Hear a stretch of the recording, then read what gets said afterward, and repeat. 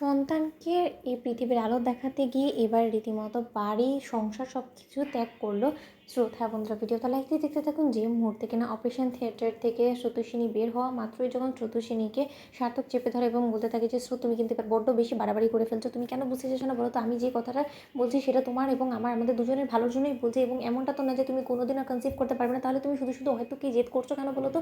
তুমি কি চাইছো এটা কি বলো তো?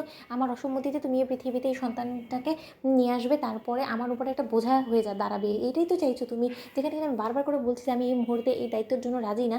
অন্যদিকে স্রোত বলতে থাকে যে এটা তো তোমার নতুন কিছু নয়, এই রোগটা তো তোমার খুব আগেরই সার্থক, কারণ তুমি বিয়ের সময় প্রিপেয়ার ছিলে না। তোমাকে রীতিমতো বাপি জোর করে তোমাকে আমার সঙ্গে বিয়ে দিয়ে দেয়, এবং সেই ক্ষেত্রেও তোমার 8টা মাস লেগে যায় আমার সঙ্গে নিজের ভালোবাসার সম্পর্কটাকে গড়ে উঠতে। এবং তারপরও তুমি এখনও পর্যন্ত যখন আমার সঙ্গে সম্পর্কটা গড়ে উঠেছে একটু একটু করে, তা সত্ত্বেও তুমি আমাদের সম্পর্কের ভালোবাসার প্রথম চিহ্নকে অবধি তুমি অ্যাকসেপ্ট করতে পারছো না। তাহলে এই রোগটা তো তোমার খুব একটা পুরনো নয়, তাই এই রোগটা তোমার সহজে সারারও নয়, তাই আমি তোমার এই রোগ সারানোর উদ্যোগও নেব না। তাই আমি ডিসিশন যেটা নিয়ে ফেলেছি আমি সেটা অটল থাকবো সেই ডিসিশনে, এবং আমাকে সেই ডিসিশন থেকে কেউ টলাতে পারবে না। অন্যদিকে স্বার্থ বলতে থাকছি, তাহলে তোমার যদি ডিসিশনে হয়েছে তাহলে আমিও তোমাকে একটা স্পষ্টভাবে আমার ডিসিশন জানিয়ে দিচ্ছি, কোনো মূল্যেই আমি এই সন্তানটাকে পৃথিবী আলো দেখতে দেবো না। অ্যাটলিস্ট তোমার সঙ্গে আমার যতদিন সম্পর্ক বজায় থাকবে ততদিন তো কোনো মতেই না।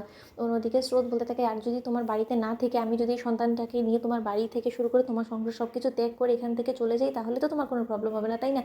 ভেবো না সার্থক, আমার সন্তানের দায়িত্ব কর্তব্য কোনোটাই তোমাকে অ্যাকসেপ্ট করতে হবে না, এবং কোনোদিন আমি তোমার কাছে এসে হাত পেতে আমার সন্তানের ভরণ পোষণের খরচ অবধি চাইবো না। আরে আমার ভরণ পোষণেরই তো খরচ আমি চাইবো না, তাহলে তোমার কী করে ভাবলে বলো তো যে আমি আমার সন্তান যাকে কিন্তু তুমি সহ্যই করতে পারছো না তার ভরণ পোষণের দায়িত্ব আমি তোমার উপরে চাপিয়ে দিব? তুমি নিজের মতো করে ভালো থাকো, নিজের দুনিয়া, এটাই আমি ঈশ্বরের কাছে কামনা করি।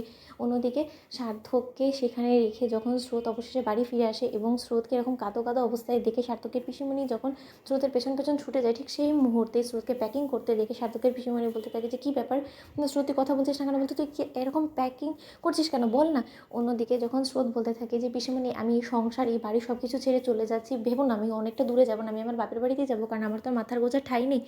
কিন্তু তোমাদের কাউকে আমি ভুলবো না, তোমরা আমার জন্য যা কিছু করেছো সেটা তো আমি সত্যি তোমাদের কাছে কৃতজ্ঞ। আর যদি তোমাদের কোনোদিন আমার জন্য মন কেমন করে তাহলে আমার কাছে এসো, আমার সাথে দেখা করে যেও। অন্যদিকে এই কথা বলা মাত্র যখন স্রোত বাড়ি থেকে বেরোতে নেয়, ঠিক সেই মুহূর্তে সার্থকের বাপি বলতে থাকে যে দাঁড়া, তুই এই বাড়িতে ঢুকেছিলিস আমার পারমিশন নিয়ে, এবং আমি তোকে এই বাড়িতে নিয়ে এসেছিলাম, তাই এই বাড়ি থেকে বের হওয়ার আগে তোর আমার পারমিশন নিতে হবে। তুই আগে আমাকে বলতো তুই বাড়ি ছেড়ে চলে যাচ্ছিস কেন?